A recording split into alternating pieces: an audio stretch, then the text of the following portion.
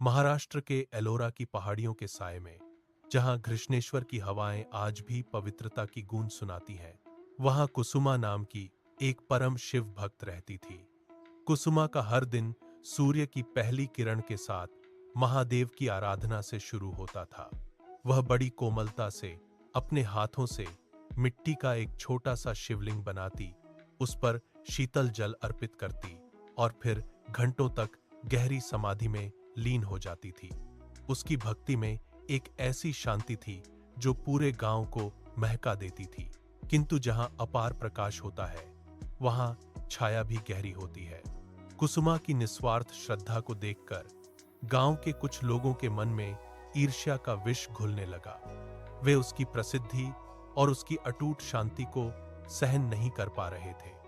नफरत की आग में अंधे होकर उन लोगों ने एक भयानक साजिश रची।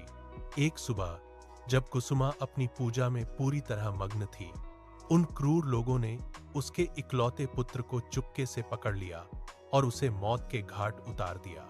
पूजा समाप्त कर जब कुसुमा ने आंखें खोलीं, तो उसे अपना पुत्र कहीं नहीं दिखा। एक मां का हृदय कांप उठा। वह बदहवास होकर गांव की गलियों में दौड़ने लगी, हर दरवाजे पर दस्तक दी, हर राहगीर से पूछा, पर किसी ने कुछ न कहा। अंत में उसके कदम उसी जलाशय की ओर मुड़े जहां वह अक्सर जल लेने जाती थी।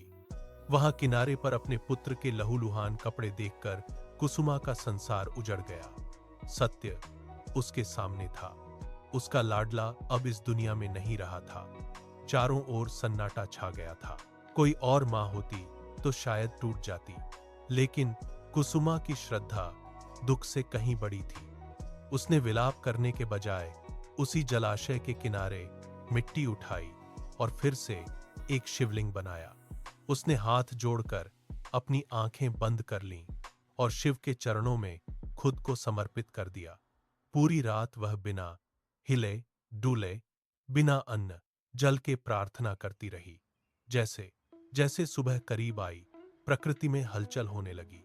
अचानक जलाशय का जल उबलने लगा और एक दिव्य ऊर्जा चारों ओर फैल गई। कुसुमा की आंखों में अब आंसू नहीं, बल्कि एक अडिग विश्वास की चमक थी। तभी पानी के भीतर से उसका पुत्र जीवित और स्वस्थ बाहर निकला।